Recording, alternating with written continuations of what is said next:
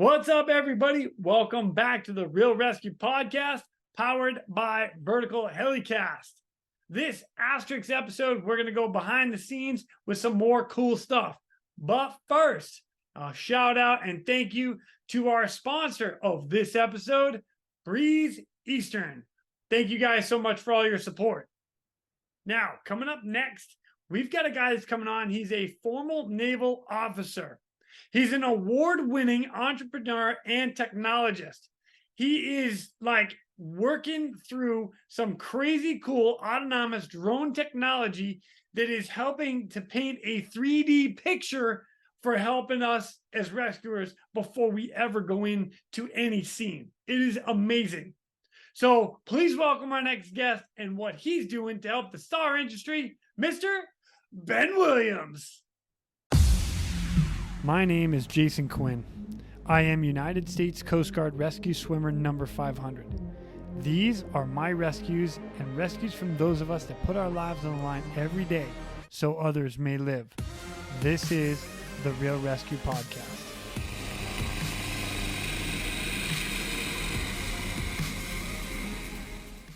All right, ladies and gentlemen, welcome back to the Real ResQ. Today we have an episode of the ASTerisk. I love this because we get into fine details of what others are doing to help the search and rescue community. So today I've got Mr. Ben Willams, who is a prior U.S. Naval officer. Thank you for coming, sir. How are you, Ben? Good to see you, buddy. Thanks for having me on. Appreciate it. Absolutely. Now, let me throw this out there as well. You're an award-winning entrepreneur technologist. God, I got to make sure I got that one right. And then you're currently working with a company called Exyn Technology, right? Mm-hmm. That's right. Okay, as long as I said that right. I don't want to. That'd be terrible if I said it wrong.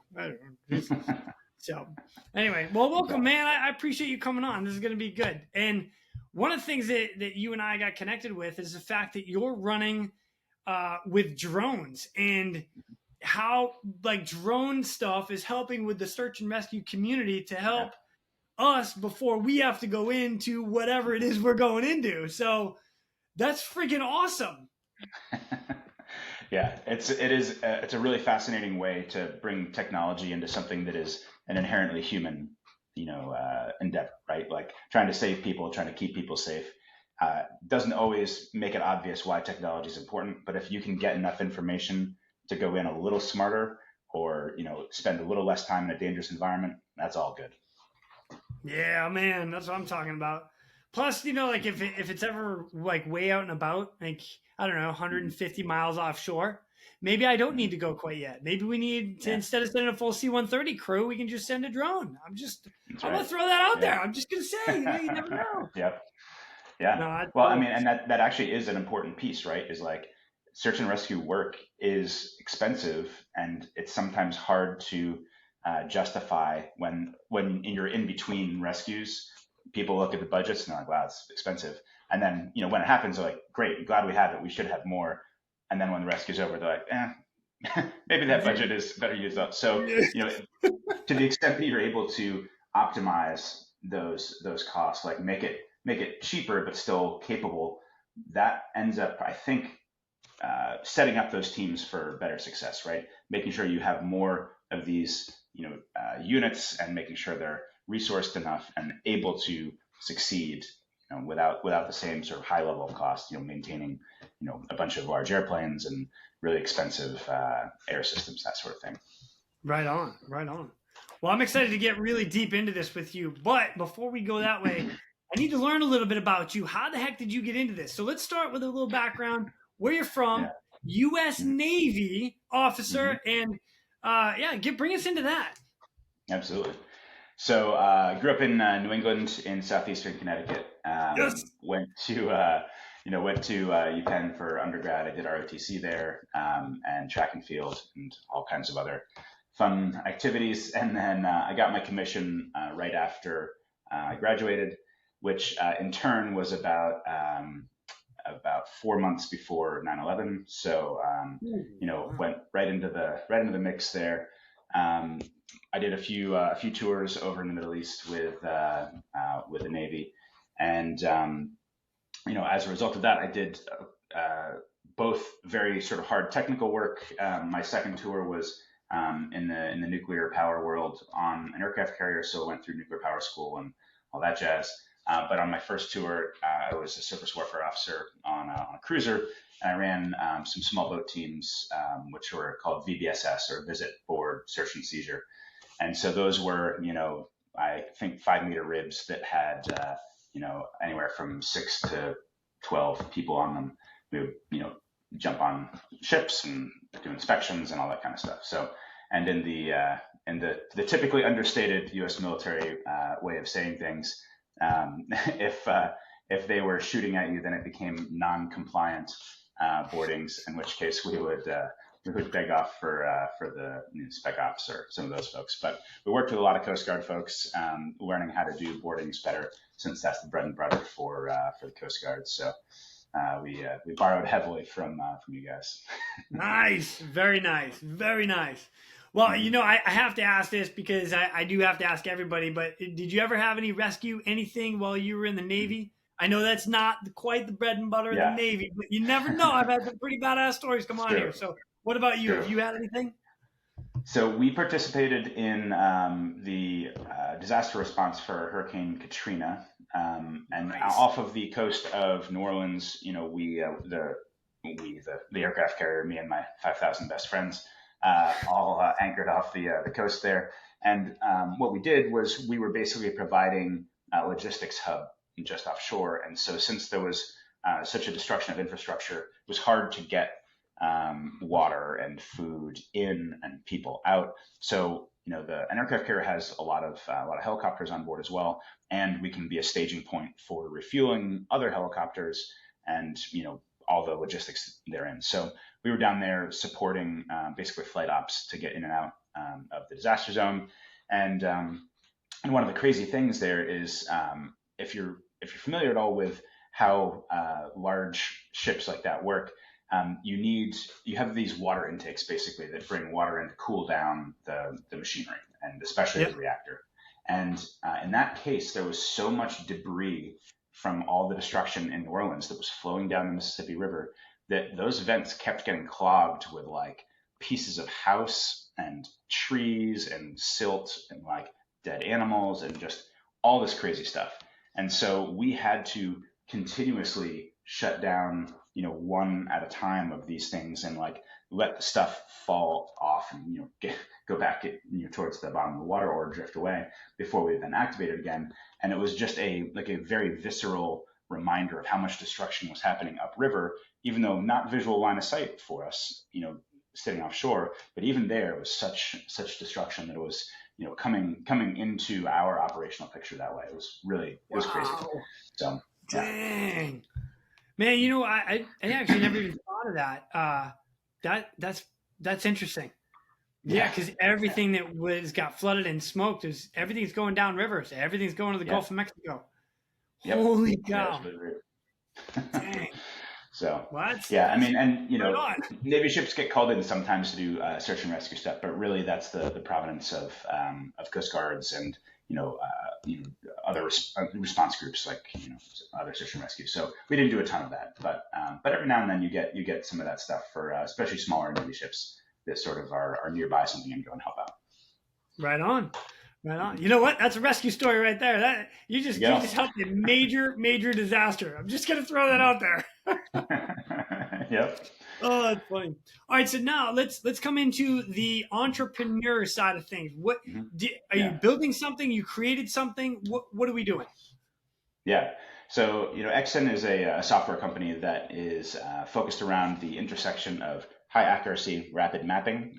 In the industry, it's called mobile mapping, and the intersection of that kind of mapping and autonomous robotics. So self-contained navigation of robotic systems without input from people. And this is a really critical point because our sort of future vision is that in order for an autonomous system to be useful, you have to be able to trust that it will be functioning autonomously without your input for a decent period of time.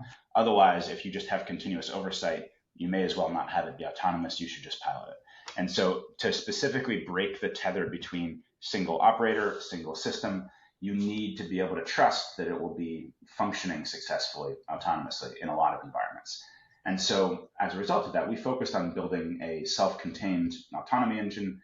And that means you don't require GPS, you don't require communications, and you don't require off-board, what we would call fiducials, or like sort of links in the environment where you say, oh, I'm like street signs in an area. And so in this kind of context, you can go, we got our start in underground mining where you have just, blasted a part of a mine.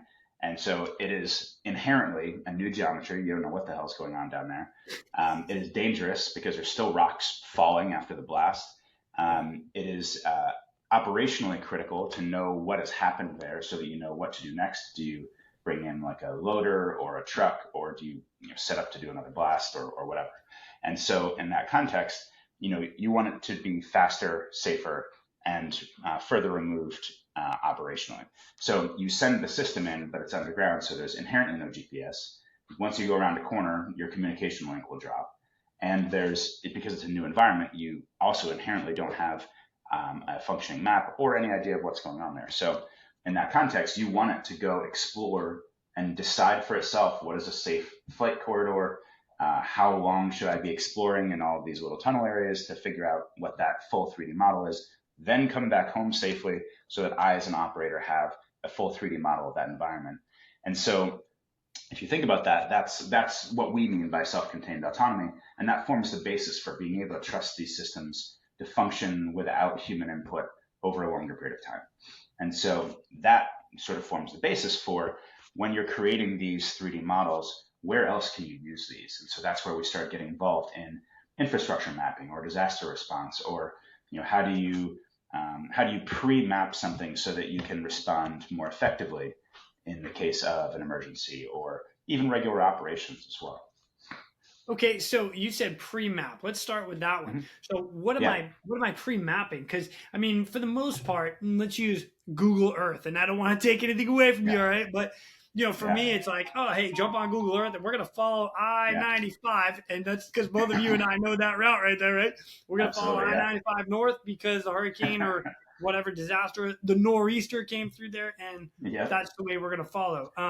So what are you mapping that I don't know? What am I missing with that side of it? So that's actually a perfect example, right? So there's a fair amount of well covered information for highly traveled routes, especially outdoors, especially associated with roads. The problem is that roads only cover half of 1% of the surface area in the U.S. So our systems cover the other 99.5. And so, nice. The idea here, and I'm being a little bit pedantic, but we also are doing 3D models that can handle indoors, underground, etc. So like a great example here is if let's take a fire department responding to a fire in an industrial zone. You probably have great maps for the roads all the way to the access, and maybe even like a top down of the parking lot and the exterior. So you probably have a good guess where the front door is, or maybe a loading dock or whatever. So you have a guess, a top down map or model for where you might be able to get in and out, but you don't really know, how many stories it is or what the layout is inside or anything like that, right? And so what you would want to do in the case of a pre-map is you would go, okay, great. I'm going to do a high-res centimeter accuracy scan of that entire structure. And then what I will know going in is I'll be able to bring up Google Maps, or there's actually like an open geo standard that allows you to plug in these high accuracy models to a Google Maps or something equivalent. And then you can go, great, I'll set the GPS to get me to the front door. But then what I need to be able to pull up this whole model so that I can plan where to send my teams in or where to stay away from. If I know there's, I don't know, like a machinery zone, maybe you stay away from there for like a fire response because there's likely to be fuel or something else. And instead you might go, well, the people are probably likely to be in this other corner. So let's focus there. Let's get in through the windows or the doors or loading dock or whatever. And so it gives you so much more planning capability ahead of time so that you can try and, put your people in danger only as much as they most need to try and get the job done, rather than having them wander through an environment and go, hey, I found, what appears to be a piece of machinery. I don't know if there's people here. I'll look somewhere else. There's a lot of benefit to going in armed with knowledge, even if you are gathering that, a year in advance, right? Things move around, whatever, but you have an idea of what that structure looks like. So that's kind of the big opportunity here for this specific use case, right? Being able to pre-map or pre-plan for part of what the disaster response might look like. Dang, that's pretty legit. I like that. Okay, so now let's go to the next one. Is the after response. So you get. Let's throw a couple scenarios. Let's do a hurricane, because we talked about a hurricane and Katrina coming through. We can talk about maybe some, I don't know, twisters that come through the Middle East or the Midwest, and then we'll go as far as earthquakes on the West Coast. So now you've got aftermath disaster. How is it that you guys are helping out with that? What are we doing? Because right now, hold on, let me go even further with that question. Because right now, the star alarm is going off and it's going ballistic, and they're help everybody. Everybody needs help like 20 minutes ago. So you've got helicopters going everywhere, you got EMS going everywhere already. So where does that help me prior to launching? Right. So I'll caveat this with that I am not a search and rescue professional, but I'll tell you what the way that we think about those things. And hopefully I'm not too far off in some of the specifics. But so as I understand, what we've heard from people operating in this world is that in many cases, material response is not the problem. The problem is logistics, coordination, and information.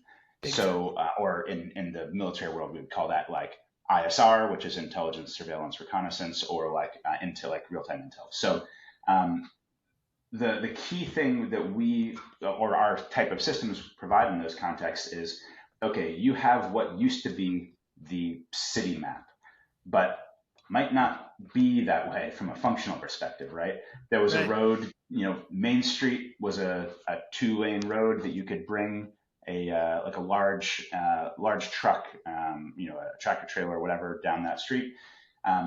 But if the building fronts have collapsed and fallen across, so there's rubble across that street, all of a sudden, not a way that you can bring stuff in. And so if you then are able to create a rapid model, let's say you do bring in a couple of these drones and just set them loose on an exploration zone, and you get 10, 20, 30 square city blocks 3D modeled, that gives you a pretty good sense for where are collapsed buildings, where are areas that you might want to focus, infrared cameras on to look for people. What are the places that make sense to set up, a mobile hospital or a distribution center for water and food or comms or whatever. Like if there's a building that still looks like it's pretty well intact and it's a little bit taller, maybe you put a comms relay up there. If you've lost cell or internet or whatever, you can start doing things like that. We can start planning how to most effectively plan a response. And that oftentimes means that you're able to just move things much faster. And instead of, piles and piles of supplies piling up somewhere where you're like, we have all this stuff, we don't know where to get it to or how to get it there. That often ends up being the hardest piece. And that's why organizations like FEMA exist, right? Is to try and coordinate local, state, and federal response so that it's a logistics chain.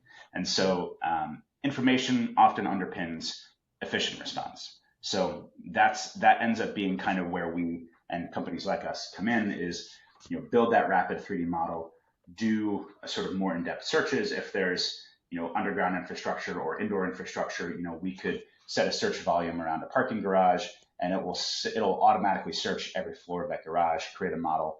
If you have an IR camera on there, it'll show detections of heat throughout the facility. So there's a lot of ways you can use these systems to aid your planning and your execution of the response, which is really where we come in, right? We're not going in and like grabbing people. We're not, I guess you could deliver water or something like that, but really it's information, right? And that helps every other element within the response function more efficiently, more intelligently, and more quickly.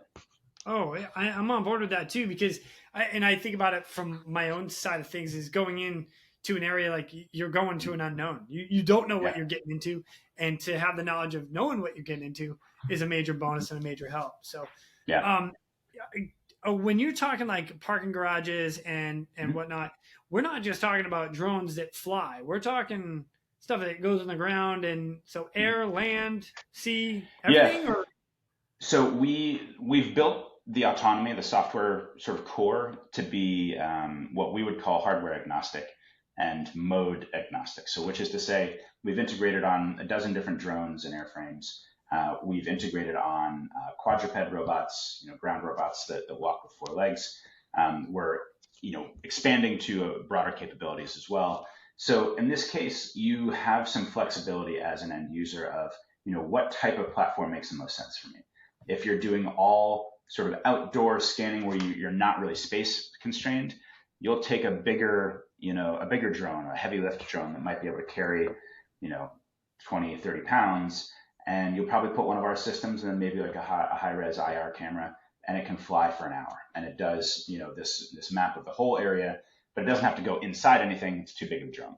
So then if you have stuff where you want to go through a parking garage, for instance, that is partially damaged, but still pretty passable, you probably will still use a drone there, but you use one of the smaller drones, and it'll still do the full map.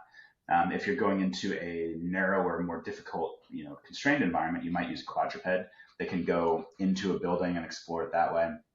Or if there's just a ton of dust and debris around where a drone, the props might kick up too much dust and block access, then a ground vehicle might be better for that anyway. And so you get to pick and choose how you're applying these technologies based on the environment, which is good. It's nice to have flexibility. But yeah, so the core tech works whether it's an aerial or a ground system. We just sort of set the mode differently. so one of the things you had mentioned, so I'm going to go two extreme different Mhm. scenarios. Okay, the first Let's one do I'm it. going to do is my scenario of U.S. Coast Guard rescue swimmer. Right, so we get launched out and, or actually, boat missing, or Yeah, an EPIRB is going off Mhm. 150 miles offshore. So I know it's going to be a Yeah, long way out there, but it's an right. EPIRB. So now we're just going Mhm. out for a search. So now I can Mhm. put it on a bigger drone, an airplane type Mhm. drone, send it out, and Yeah. your stuff will be able to take a look, get Mhm. infrared, try to find somebody in the water, do search Mhm. patterns based on program, or is it somebody like manually flying it and looking at a screen? Mhm. How's that working? So it depends. Like this is a good example of like if you're doing a large area search where you can maybe do a slightly higher elevation, you probably wouldn't even use our system. You would best be using a GPS driven, fixed wing drone that can be up in the air for hours and hours and hours, where most of the eVTOL systems are maybe an hour best. A lot of times your missions are shorter, like 20, 30 minutes, or even our mining world, it's like 5, 10 minutes. And so Wait, in the if what you're doing world? in the mining world, it's like Oh, short, mining, short, short. mining. Sorry, I Yeah, wanted to make sure I heard that right. Okay, because yeah. that was So that's my next like question is going to be mining, like totally yeah. opposite spectrum. All right, keep going. Sorry, sorry. So like that particular use case, I would be willing to bet that the optimal is to have a high quality infrared camera that is on a fixed wing drone, but that is much cheaper than a C-130, and you might have two or three of them able to do area searches, and you're doing it at a slightly higher altitude. Maybe it's a couple thousand feet above the water. I'm not sure exactly how you would operate that, but something like that probably makes sense because you're able to cover a large area.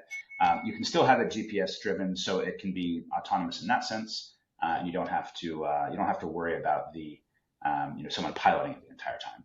And Nice. you can also run something probably like a filter for your infrared camera, where it says if you detect anything above temperature X, that is a possible detection. Queue up for a person to review it, and they can decide whether it's relevant. And then in that context, one of the things that becomes super interesting there is if you do this wide area search, you find something, you go, great, that's enough reason to go out and check it out. And then what you can start thinking about is, what type of rescue is it? If it's just person in the water, then like our system, not needed. that's you guys. If however it's like, let's say it's a large cargo ship, and it is, it's listing and you don't really know what's going on inside, that's a great opportunity to send a drone or a team with a 3D mapper on it to go, run the inside. And then as a result of that, you can get a model where you go, okay, we've mapped 30% of the ship, but we know there's an inaccessible section based on the model that you might not, it's a little harder to make that calculus in your head as you're kind of running through the ship, right? Or even around the skin of the ship. And so being able to then take a like a digital model and perform analysis in real time, or maybe you just transmit it up to the C-130 that you got a guy on the screen who's going, okay, go this way, go 2 decks down, make a right, and there's an area that's inaccessible. You get better data, right? And you're spending less time on what is maybe a sinking ship. So seems like probably a good use case in that way as well. Dang, right on. Holy cow. We're going to divert real quick to thank our sponsors. Breeze Eastern. For over 80 years, Breeze Eastern has designed and manufactured battle-proven aerial rescue hoists, winches, and cargo hooks. Each product is carefully crafted to support demanding mission scenarios, ensuring the job gets done safely and efficiently. Visit them today at www.breeze-eastern.com. Okay, so now you brought it up, mining. Mm-hmm. So mining collapses. You had mentioned it goes in and like after you have your explosions and they're digging down, so they're blowing stuff up. So rescue scenario comes up where either there's a rock slide on the inside, there's a collapse of something, somebody gets stuck, and it could be either somebody is stuck or crushed. But there's instability inside the mine. How am I using you guys to help expedite and or set the rescue team up for success? Yeah, so we got called in for a specific event here where we're not allowed to share the name and location. Wait, hold on, time out. You're telling me you've already done this? This has already happened? Oh, indeed.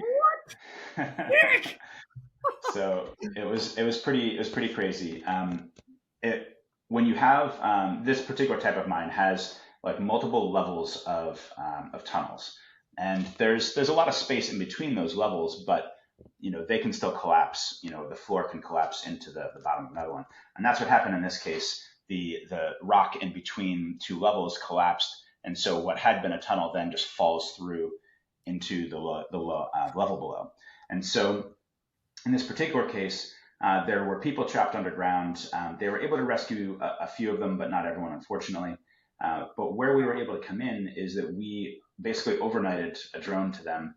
And then we did 30 minutes of training on the phone, and then they went underground. And they set an exploration volume underground for the area that they thought might have collapsed, but they didn't know, right? There were no eyes on down there.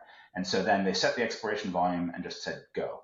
The system went in and self-defined its flight corridors and explored as much as it could, and came back, in this case, with a full 3D model of the entire area that had collapsed, both the layer of the level of access, and then it went down through the part that had collapsed and sort of peaked into the next level down into those tunnels. And what that did for them is it gave them an operational picture and said, okay, this is the area that's been affected. We know, kind of enough where we can advance much faster. My understanding of how they would have done it otherwise is that you would advance very slowly down the tunnel and sort of testing to see if it's steady. The last thing you want is for your team that's going into rescue to then, be part of a collapse or anything else, right? Right. So they, what they told us is that we saved them maybe a week of time trying to slowly advance down the tunnel. Again, I'm not an expert in that space, so that's just what they told me. But being able to have an operational picture there, eyes on within a couple hours, is pretty awesome, I think, under any context.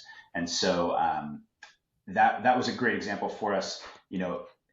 People died, so it's not like a positive story, but the technology was proven out in that case. And what that means is that for future collapses, we kind of have a sense for how it might be used, and we can get it out to people quickly. And there's been mine rescue boards and groups that have said, actually, this is something we need regionally for, like, if there's 15, 20 mines in a region, definitely need one on call for the mine rescue teams or whatever. And so that at the end of the day, I think it'll be a positive thing for those teams, even though that particular story was not a fully positive one. Yeah, I'm sorry for the loss of the guys in the cave or in the tunnel. That's not fun. Yeah. Right. So you said two things there that really stood out to me. The first one is you had a 30-minute conversation, like Zoom or Teams meeting or just on the phone, and be like, okay, this is how this stuff works. All right, push this button, and then hit go. And they had, right. And that was a brief enough for them to go in and send your equipment in to get a full 3D model of the inside. Yeah. Oh my gosh. Yeah. I'm gonna make fun of my dad here for a minute, and I love my dad, okay, but like I can't spend 30 minutes on the phone with him to like do an email or like it takes longer for me to do that than it did for you to teach these guys this stuff. And I love my dad. But dang, that's impressive. Yeah. That's awesome. Yeah. Is it that easy to use that you're just it's I mean we've had customers that get up and running, have run a mission within 5 or 10 minutes of us starting the training. It takes longer to be an expert user, of course. When we deliver systems, we will do, typically a day of classroom and a day of, in the mine or on the construction site or wherever, like in field testing where they're running missions. And we're talking about edge cases and how to best utilize it and all that kind of stuff. But the interface and the capability is designed inherently to be simple enough that you just say, define a high-level mission objective and hit go, and the system will navigate itself in a safe way and its best it can to accomplish the goal. And so that's kind of the whole point of these systems, is they shouldn't be as complex as the system is itself. The user shouldn't have to deal with that complexity. The whole point is to remove thought processes from the person and put it onto the AI, basically. Dang, man. The other thing that stood out to me that you mentioned is this saved those guys a week worth of time. And, it's when it comes to search and rescue stuff, a week is a long time. And when you're talking, especially when you're talking like a golden hour, which in search and rescue is like an optimal spot, but a lot of times it's so far out. We're trying to hit that time, but a week is ridiculous. And to save a rescue team, an entire week to go in to get the possibility of somebody there, that's insane. That's fantastic. It was mind-blowing to us, because we had sort of considered it as like, you could probably use it for that, but how would you test that in the first place? How would we figure it all out? And so it was really kind of just thrown into the mix and performed great, but it was a huge learning opportunity for us, helping other mine rescue teams to say, well, look, here's how it has been used already once. Let's talk about, does this fit in with your procedures? What would you be able to do faster or differently or safer in order to prosecute your need here? And so it was again, as terrible as it was an opportunity to try and help save lives for the next one, for the future, because mining is still a dangerous industry. There's still people in dangerous situations all over the world for hundreds of different reasons. So every time you get out there and learn a little bit, makes it more likely you're able to save a life next time forward. Dang. All right, I'm gonna throw a bit of a crazy Ivan out there, and this is more my own curiosity than anything else, right? Yeah. Because we mentioned going in underground, we mentioned flying. I did mention a little bit of underwater. So could this technology and what you have going, could that have gone to Thailand to go in the cave underwater and then come out? Or am I way too off? Like, is that crazy? No, it is. The core technology certainly could. The biggest challenge for that particular one is that they had to go underwater and then above ground through like dry land tunnel and then back underwater and like transit. So you would need a system that was able to navigate above ground or underground, but on land and then underwater also.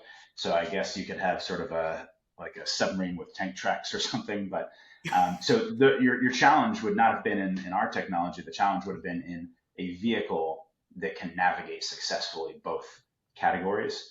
But yeah, the core tech, the idea is that you have some sort of a sensor. It creates a model around itself in real time, and it uses that to sort of decide what parts of its environment are able to be navigated.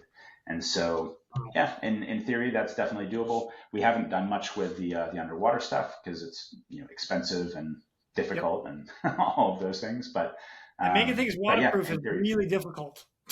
Yeah. I mean, look, I was a Navy guy. I see what salt water does to things. So, yeah, right. I'm not in any rush to have a maintenance contract on that. Yeah, right. How many times do we paint the ship? Like, I mean, every day. Come on. Yeah.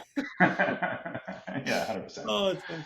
All right, so let me throw one more out there because I've had guys on this podcast that have talked about different areas that they've had to respond to with cliff or gorge or valleys. Yeah. And this is great because my first thought is Dylan Nelson and his dog Jacoby, and they went out to do a search, and they were actually searching for a dead body, which doesn't make the heat signature easy, but they had a really hard time in the slope they were going. So your technology, your drone can go out and give a full map and then give a possible reading if someone or something is down there. Is that accurate? Yeah, and actually that's a great example too. Is where we differentiate from a sort of off-the-shelf drone. You can buy a couple $1,000 drone that can go off and do a lawnmower pattern with GPS at some elevation. And that you can get those pretty cheap, and it's pretty easy to use. Where a system like ours becomes really important is where you're not getting the information you need at 500-foot elevation. Instead, what you need to do is you need to get down kind of in the weeds, so to speak.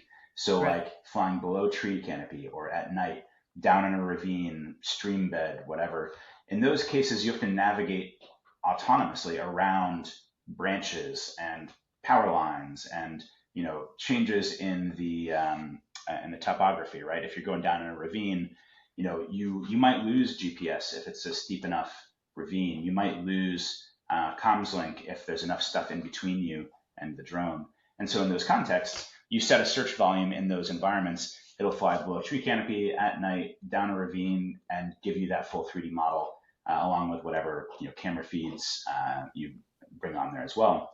And so those are great opportunities to navigate areas that are very difficult to get access to, right? And so those are scenarios where a system like ours becomes really, really helpful because it's much, much faster. You get much better information more quickly, and you can use it in a lot of different environmental conditions, nighttime, dusk, under tree canopy, etc. Right on. And it's like for me, I'm thinking so much more of that. The guys from South Africa come on and talk about this place called Kloof Gorge, where they actually have dogs that fall down and they're hearing them bark. And if you had a camera or something set up, maybe you get an infrared on them because they're still alive. Then you have an idea. That's good stuff. And the other one is like cliff rescue, when you have people that go on the shoreline of big, large cliffs, especially in like the Northwest, the U.S., you're looking Ireland. Oh my gosh. And the cliffs out there, Scotland. And you have just such a large cliff of it's just ridiculously far from top to bottom. So to have a way to for a ground crew, maybe to go out and do a quick search, that way you're not doing a full crew or whatever. To have you go out absolutely. There. Dang. Elevation wise, like mountain rescue. So if anybody's going out and having they get off trail, how you said about an hour worth of time is one drone, or it depends on the drone that we're using? Depends on the drone, right? So the smaller you get for a drone, the shorter the flight time is, basically, for our kind of system. There's the size, weight, and power requirements just kind of mean that physics takes over, and for the smallest systems we do, your flight time might be like 15-20 minutes. But if you're unconstrained or less constrained on size, you're using a slightly larger drone. It can carry a heavier payload, or it can just fly longer. So it kind of depends on your scenario, right? You might want to take a larger drone that does a broad search, and you find an area of interest where you're space constrained, you can't quite get in where you need to go, then you might say, all right, we'll bring it back, we'll swap the system onto a smaller drone, and then you go in and you go in that way. But yeah, I mean, you can use these in a lot of different environments. And like I said, the most critical, or the way that we are most best used, because we're an expensive system, so it's not, we're not something that is going to be on every fire truck and every search team and all that kind of stuff. But where it becomes really, really helpful is in difficult to navigate environments, like very complicated, complex environments where there's a lot of trees or buildings or ruins or any of these kind of things. That becomes super interesting because you're able to navigate those things autonomously, and that can save you tons of time. And as you say, it could mean the difference between getting there in time or not. Right on, right on. You know what? Let me throw another random question, and I'm temperature wise, right? Mm-hmm. And one of the things that I thought about just a second ago was you fall into a canyon, but you fall into an ice crevasse of what was once closed up is now open, and you hear a lot of that. Right. Skiers that go in, climbers that get in. Mm-hmm. Is this another spot where you could send this in? Does temperature cause a problem for the system, or does it matter? I mean, temperature matters because it's it's a mechanical and an electrical system. In general, what we've found is that we're not really a hardware company. We function based on the limits of the drone provider and the sensor packages that we put on. So what we typically have found is that it's able to work a bit below freezing, not way below freezing, but it affects battery life a little bit. When you're really cold, batteries often don't last as long. But yeah, I mean, you can fly in those areas, you can navigate in those areas. I think if you're a team that operates in those environments, you probably already have a sense for how battery life is affected, or you have to insulate the system a little bit more so that it generates a bit of heat to keep itself going, or whatever. Right? There's ways to sort of mitigate it. But yeah, I would say in general, there's capacity to operate in those scenarios, but you have some constraints. Got it. All right. So now I guess a follow-up question to that would be, because we were talking about buildings, and I get buildings, you've got concrete, you've got thick walls that are very apparent to like a software like you're talking about. But ice and snow, that has its own dynamic of density. Yeah. So is it picking up and giving me walls of, this is where the ice is over here, this is where the snow is over here? Right. So in general, yes. The hard part is in any environment where you have transparent, hard objects. So really clean plate glass, clear ice, still clear water. Those things can present interesting obstacles because they're not things that you want to navigate through, but a sensor might look through them and not quite get that they're a solid object. And so those can be complicated under any circumstance. What we see in the real world, and especially in industrial or disaster environments, is there's very rarely a really clear, clean window. There's dust all over it, whatever. Similar for snow and ice, like it's rare to have it be so clear that it doesn't really register. You can get like reflections and you get some weird returns. And so it's a little bit riskier, but in general, we've seen it function still pretty well. But a lot of testing to do there still. No, that's cool. I mean, that's impressive just to think that no matter where you send it, it's going to give you a 3D map of whatever it is you're going into. And I like that. That's pretty cool, man. I like that a lot. So nice. Very nice. All right, Ben. So this technology is amazing. And what's cool to me, I think more than anything else, is it doesn't matter what I put the system on, it's going to work, and it's going to give me a 3D map. So if it's a little 4-legged crawly thing, if it's a little driver mini tank, I'm going to call it mini tank because I can. Yeah. to a bigger drone with 4 blades flying through whatever, it's going to give you a 3D map of everything that's on the inside of whatever it's going around. Man, that's cool. How long does it take to get the system? So you go in, and let's say it takes an hour to do the entire inside of the building or the structure or the canyon. It does a full sweep for an hour. You bring the battery, the whole system comes back. We got to recharge it. Yeah. We send it out again. How fast is that uploaded? And can I look at that on the computer screen or whatever? It's real time. So like if you're within radio range, that point cloud is streaming back to your tablet. So even as the system is navigating, you're getting that model in real time. And so if it goes out of comms range and it's not able to download real time, as soon as it gets back in radio range, it'll start downloading. So you'll be able to get an updated model real fast.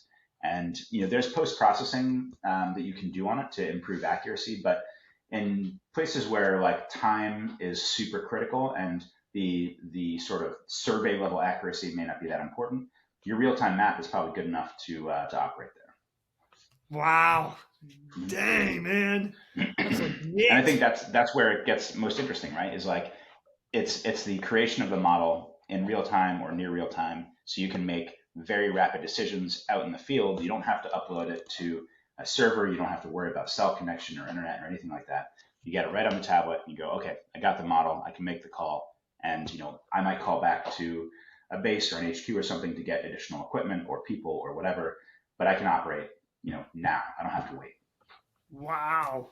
Oh my gosh. All right. Additional side note question. Outside of rescue, what else are you using this for? Because I can see the implications in so many aspects, but I love the rescue. That's what I like. Yeah. But no, I mean, man, there's some cool shit absolutely. out there we can do. So like I mentioned, our start was in mining, and our most common use case, thankfully, is not search and rescue there. It's regular operations, right? So after a blast, we go in and we update the model, or the customer updates the model with the system, and they use that in some cases multiple times a day to go in and like update the 3D model of the mine. We use it also in places like infrastructure inspection, where if you have a bridge, for instance, and you want to run an inspection there, right now you often have a truck that has a crane arm that goes out, around, and underneath. You have a guy with double carabiner tethers to make sure it doesn't fall off, and it's expensive. You have to shut down traffic for a long time. It's a lot of time to do that.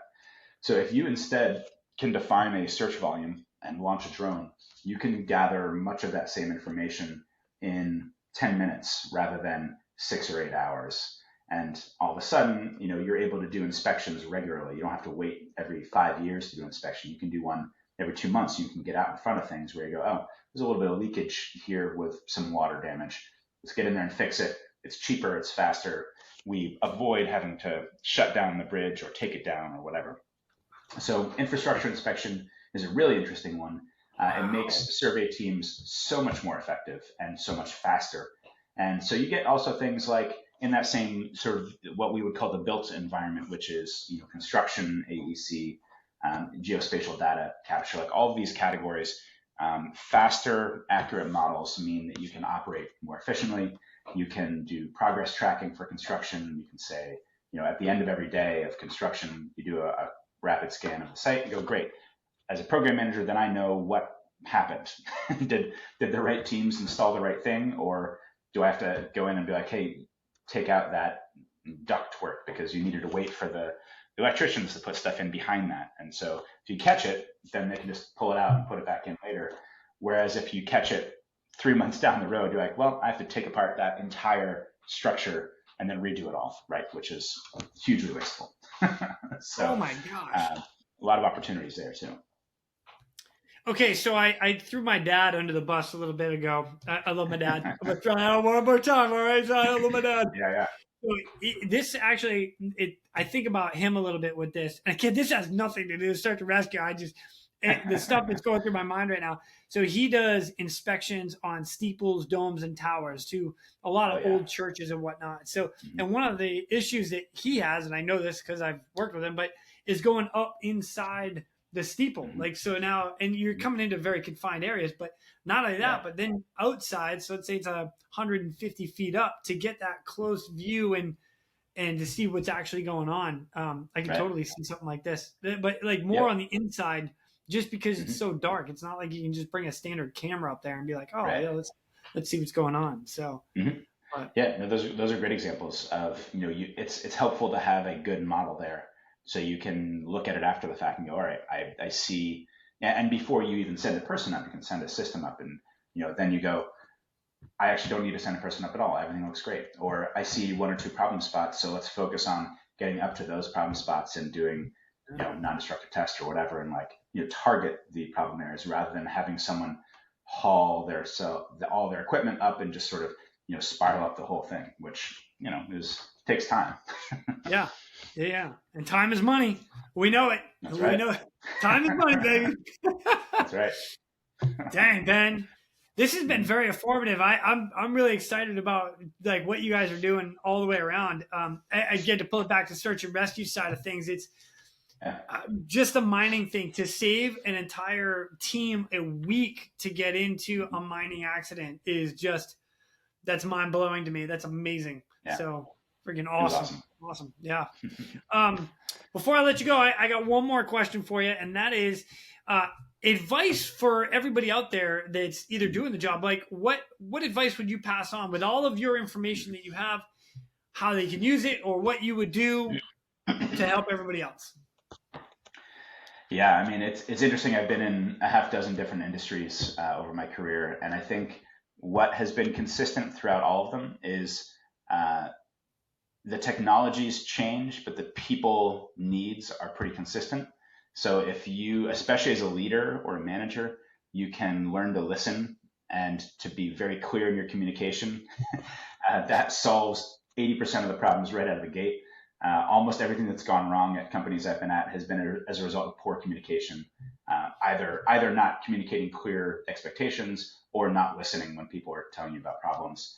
And I think, I'm not even pretending I do particularly well at it, but even being aware of it helps me, sort of end run a lot of the problems that happen for us. So, I think that's probably the biggest one. I think people probably focus too much on like, how do I prove that I'm smart, or how do I prove that I'm, capable and I have all the skills? And like, sure, that's important.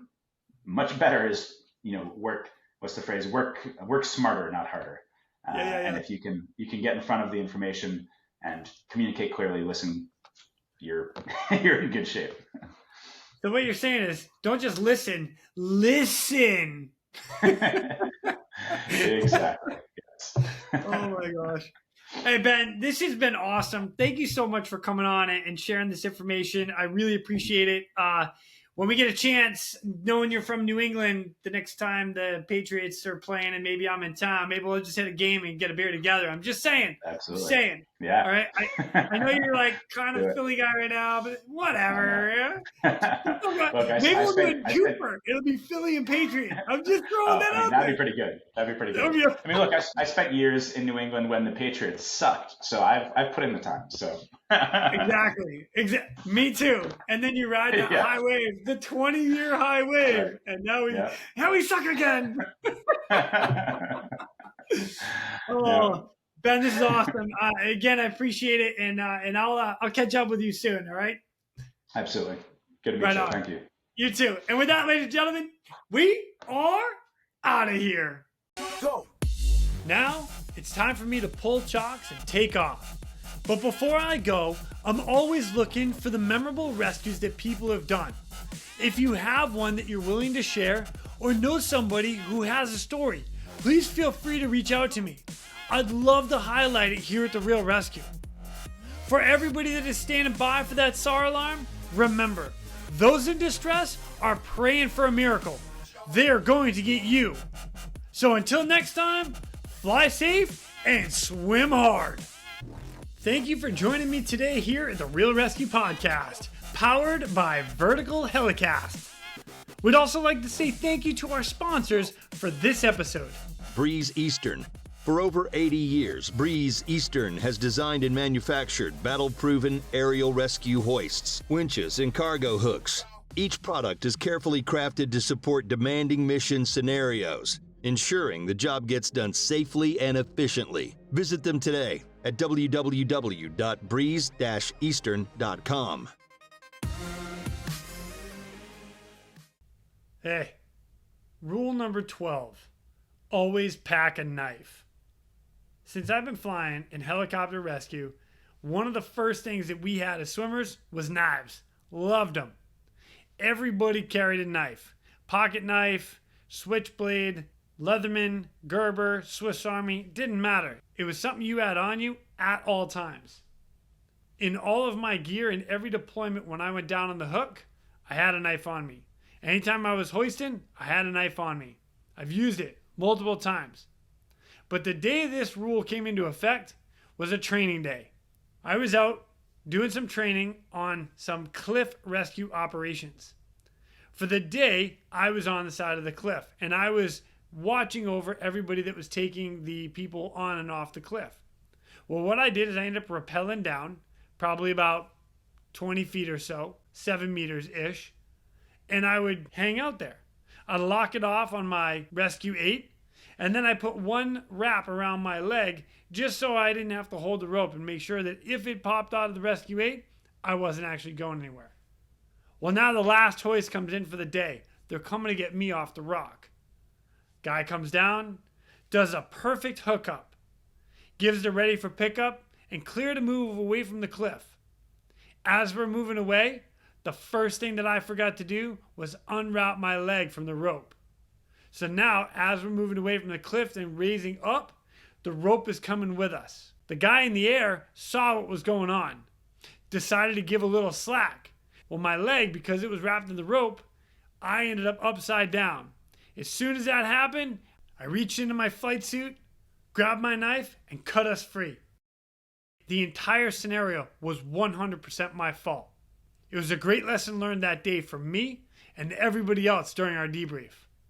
But that's where rule number 12 came from. Always pack a knife.